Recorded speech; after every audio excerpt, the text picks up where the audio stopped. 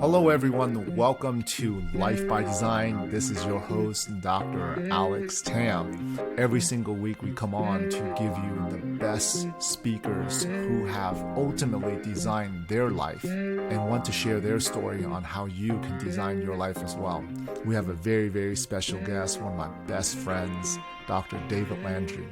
Now, Dr. David Landry was born and raised in Southern California from a young age. He enjoyed and helping and inspiring others.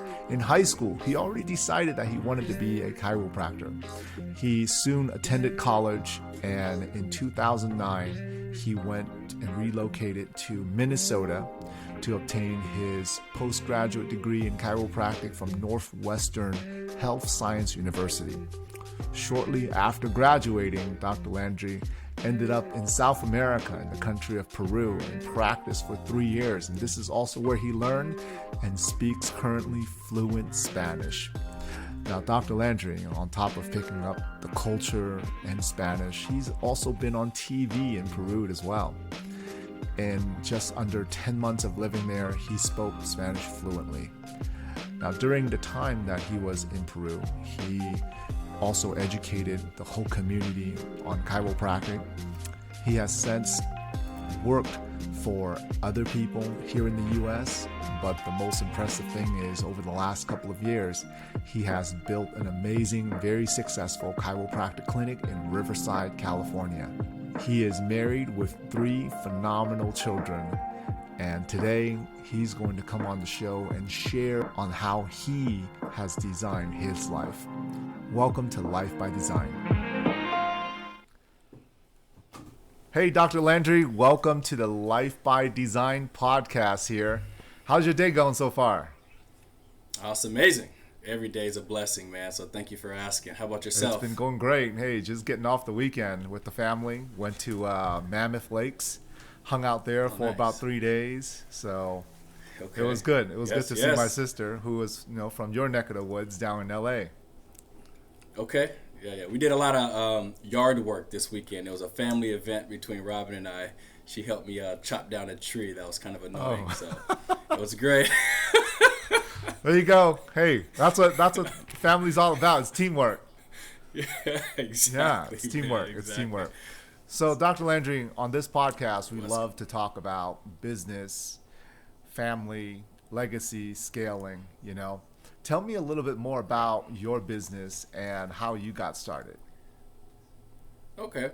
Yeah, so I own and operate a chiropractic business down here in Southern California, Riverside, California to be exact. We've been open now roughly a little over a year and a half. So we're approaching that 2-year mark in April of 2023 will be 2 years. And how it came about was, I'll give you a little back history of what I was doing prior. I was in a partnership with another office, another business here. And, it came to the point to where myself and the other owner was just hitting a roadblock in our communication and really what our goals were. And it came to the point to where, hey, it was time for me to move on in order to put my family in a better situation. And it took a lot of work to kind of get out of that contract, but it was probably the best decision I've ever made for myself, but also for my family, setting us up for now where we can control our own destiny and not having to rely majority off the efforts of somebody else dictating income and your goals, if that makes sense. Oh, that's huge. I mean, that's why we became business owners to begin with, right? And 100%. I remember meeting you right around that time at the 2020 10X Growth Conference. Oh yeah. And yes. We started talking quite a bit since then, and walking through the opening of the office and everything. What makes you most excited nowadays about having this office? Well, one is when my kids can actually come visit. Yeah. That is a beautiful thing when my daughter, actually my 11-year-old daughter, which is a huge thing for us. I think I might have shared this with you prior. Is she's 11 years old, and over her summer break, she didn't sleep in it. Like my kids don't own video games and things like that. Not knocking it, right? But my kids don't own video games.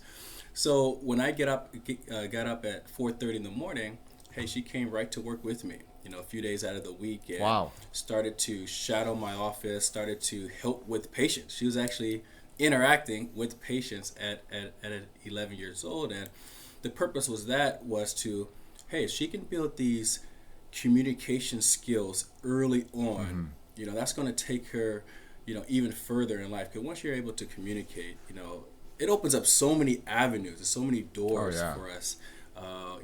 Once that communication is there. So she got to see how we ran the office, work ethic, what it takes for daddy to, why does he get up at 4:30 in the morning? Why is he there so early in the morning before they even open with patients? So it was a beautiful thing having her in the office. Oh, I think that's a wonderful thing that you're doing.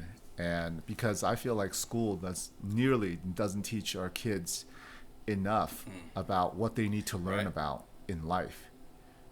Oh, 100%. Right. Man. And getting her up in the morning like that and actually seeing you like, hey, this is why I do what I do. I mean, that's huge. Yeah, it was vital. And she enjoyed it. That's the thing. Was she against it at the beginning, or was she like all for it from the get-go? I don't think she was against it. I don't know if she was as excited as when she actually got up and started coming. She was like, hey, Daddy, can I come again tomorrow? And I was like, well, of course. Yeah. Of course you can. So it became more of her wanting to come and spend the time in the office, as well. So it actually, I got lucky, because she actually was really into it. Yeah. Right. So she felt like part of the team. Oh, 100%. She had a scrub jacket. She had scrubs. She had a name badge. Wow. We ordered everything like if she was a full member. And she had her name tag on. And, we treated her as she was a real staff member. That's awesome. Yeah. That's one of the biggest struggles for a lot of people in business is building the right team, right? Tell me a little bit more about how you've built the right team over time. That team thing, we got 3 staff members now, and we're still looking to build that strong team. And, I learned this from someone else prior, and even you and I talked about this. We're always hiring. We're always hiring for, someone else to help pull us forward and be a positive aspect for our team. So we're never complacent with, this is our team and this is no, we're always looking for ways to improve, not only with my team, but even myself, right? So, but we do have a solid team now, of course, but, we're always looking to hire more people and anyone else that can contribute to our team and help us serve more people in our community. No, I agree. But because the right team member shouldn't cost you anything. The right team member should, make you money in the long run, no matter what you pay 100%. them. They should definitely have gains. What are some key values, core values that you look for in a team member? Accountability is probably one of the top ones. Are you holding yourself accountable? Integrity is another one. When I'm not there, are you still doing the things that you're supposed to do? Right. So integrity, accountability, those are probably our top 2. Trust, responsibility, and then we can start trickling down, from there. But accountability is so huge, man. And when we find a problem in the office, right? Are you coming to solutions? Are you coming to me with solutions for that particular problem, or are you just, here's another problem, Doc. Complaining about the problem, right? Yeah, complain about the problem, right? So, accountability, if you make a mistake, that's fine. We all do, but own up to it. How can we better that mistake prior so it doesn't happen again? And moving forward. And so it's a good teaching lesson. So accountability and integrity, man. Yeah. Those are huge for us. I know a lot of clinics and businesses, when they hire someone, they just throw them in. What do you do in terms of training? Because I know that you guys are on the computer training quite a bit. You guys role play. Tell me a little bit more about that. Yeah, so we do almost, I wouldn't say daily training, but pretty close to it, right? So one of the things that we work a lot on are phones. Because in our office, patients call in on a day-to-day basis. So, we start with the phones, of course, but then also it's the customer service, and that is building the value from the phone to when they step foot in that office. And then, throughout the new patient process is building that value. So that's the first things that we work on before we even start showing you the different treatments in the office, our communication phones, and how can you bring that value. Greeting the patient or the new customer right by name is huge, and offering them water, giving them a proper tour, powerful tour of our office. Little things like that I think that will separate us apart from other offices is constantly building that value. And then, of course, we start with our, individual personalized training for each individual staff member, depending on what role that they might hold in the office. Yeah, but value. Man, that is building value. Huge. Now, I know you have a really good office team, but I also understand you have a virtual assistant as well. Oh, tell me a little bit about what you have done with your virtual assistants. How have they changed your life? I mean, I don't see Dr. Landry sitting in the background editing videos and graphics. So no, man, no. I'm actually looking to hire another virtual assistant here in the very, very near future. But yes, the virtual assistant. I think, was it 2 years ago? You started talking to me about virtual assistants and the power of it. I was like, what? But I've had two virtual assistants already, and the one I have right now is a rock star, and she handles a lot of my social media content. Like, she's constantly posting on Instagram, Facebook, LinkedIn, Twitter, TikTok, YouTube, right? Any social media platform. And, we built a relationship now where she is part of the team, and, our communication is phenomenal. She comes to me with ideas on content creation that I should be recording and what the audience wants to hear. So every week she'll give me, like today, right? She'll shoot out a weekly content for the week.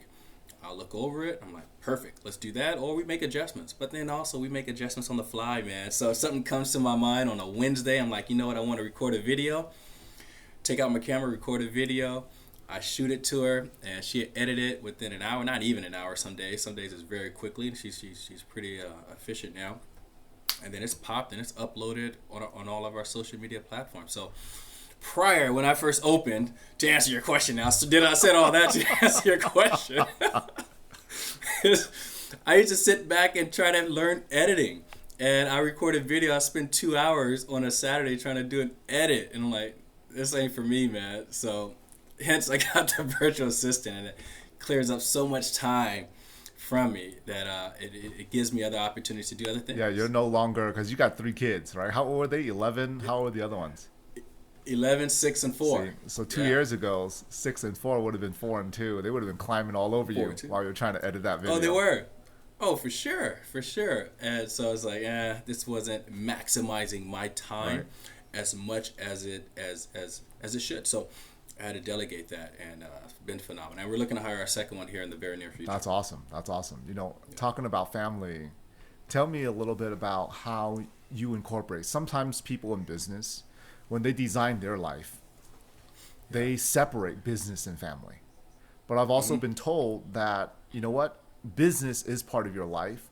Your family is also part of your life. So let's incorporate the two. How do you deal with that? This is where we hear that, work, life, family balance, and it's very difficult. And I've had many discussions with even yourself and other mentors of mine is, will there ever be 50-50 work-family balance?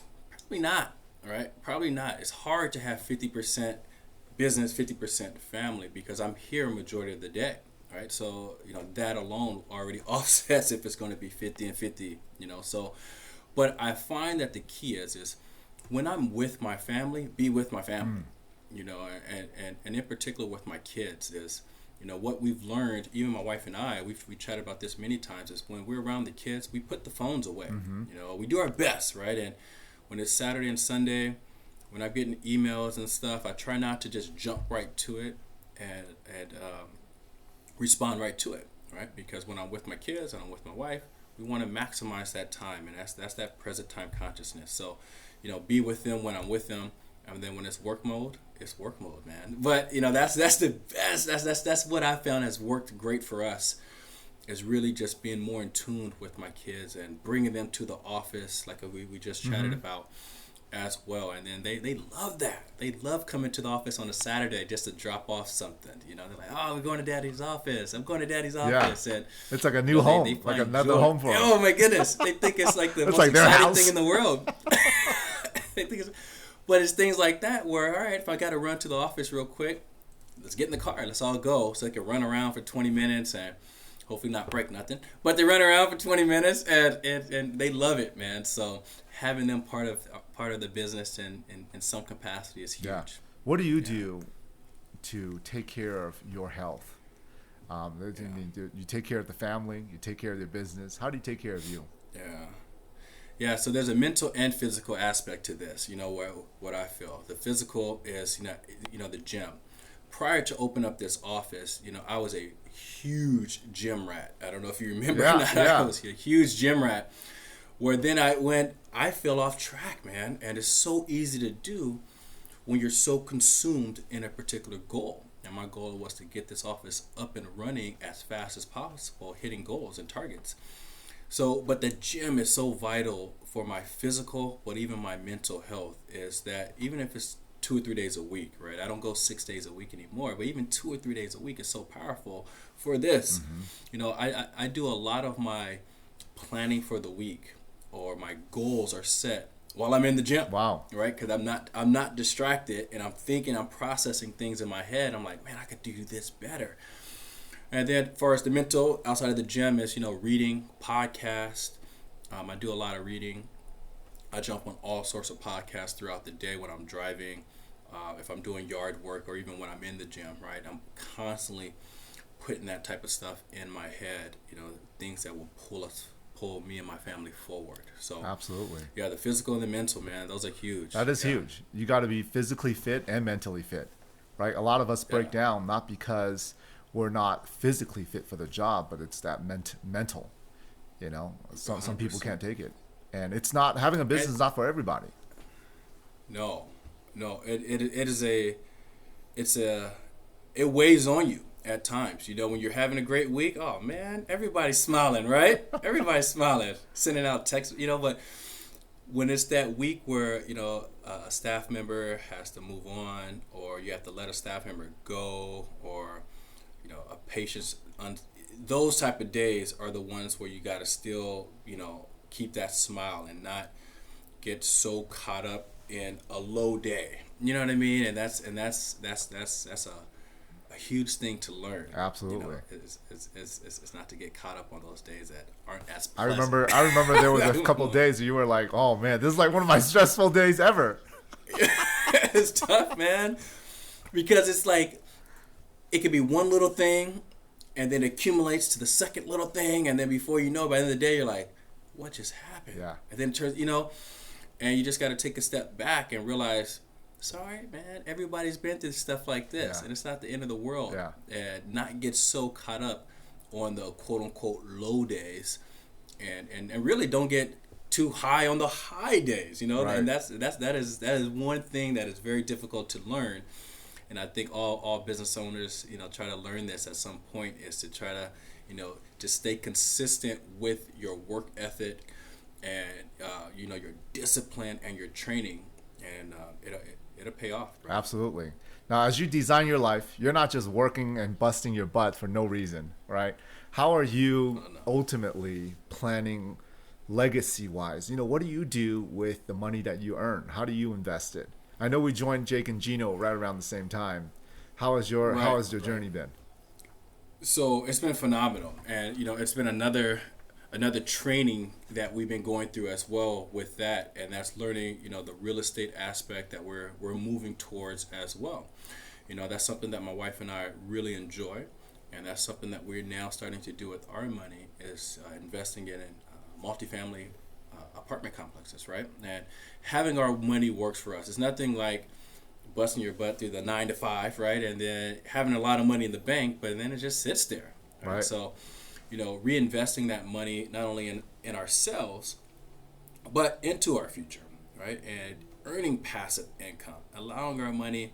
One of our mentors say, we don't want to add money, man. We want to multiply that stuff, right? Yes. So how do we multiply money, and as opposed to just adding it and multiplying it. And this is what we're trying to do with our investing with Jake and Gino and other members of the real estate platform that we're involved in. So, yeah. One thing I forgot earlier when we were talking about family, when you were designing your life, one of the key things is having your wife, Robin, not work anymore.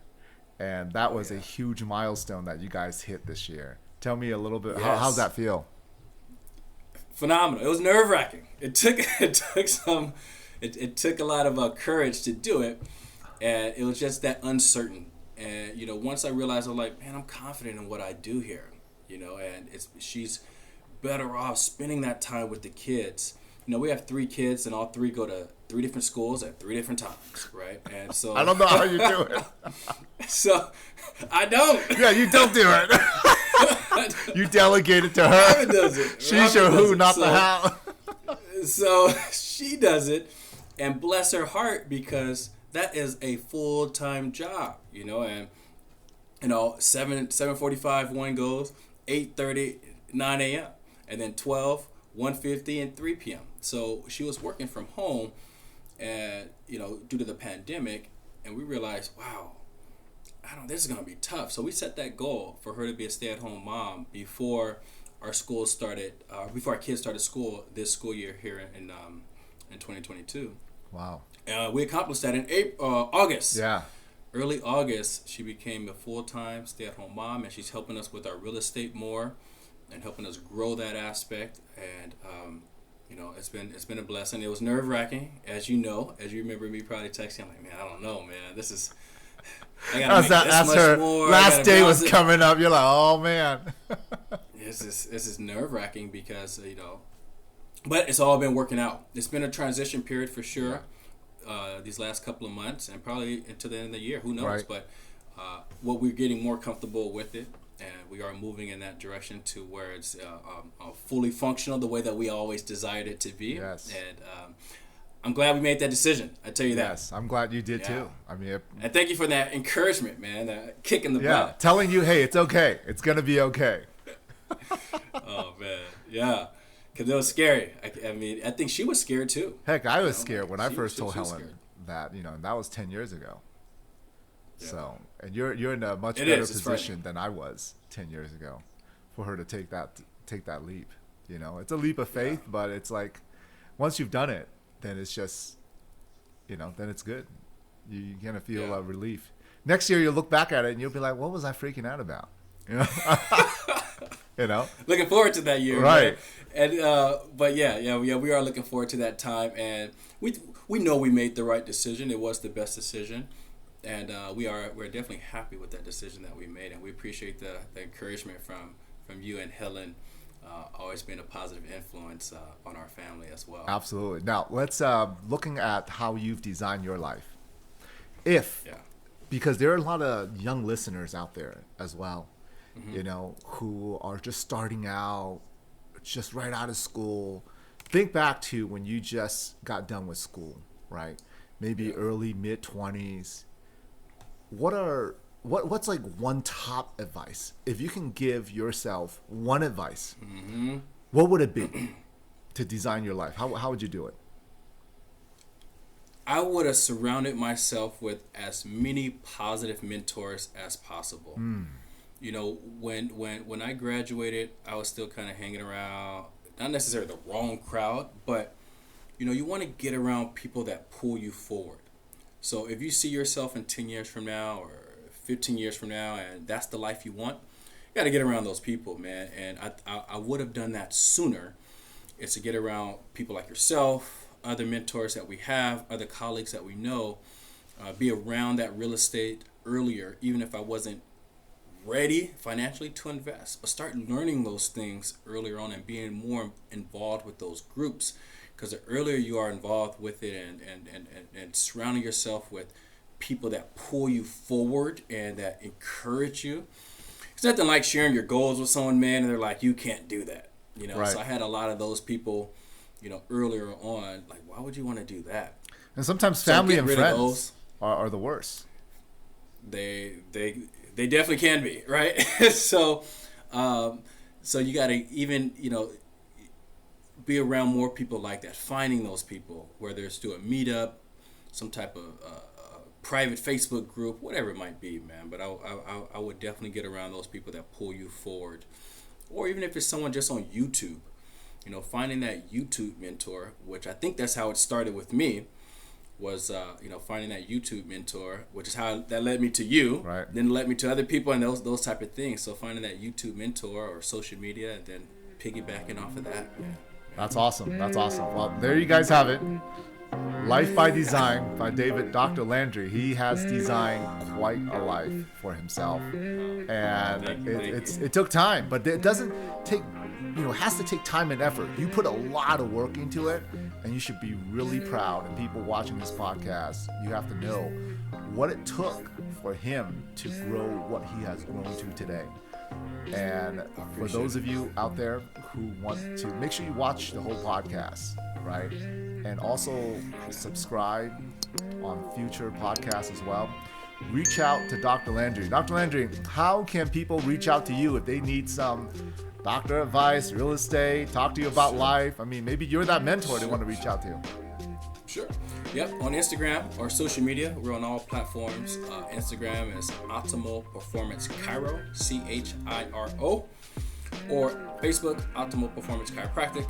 You can find us on that platform as well. You can always DM us, and we'll always reach back to you in a timely manner.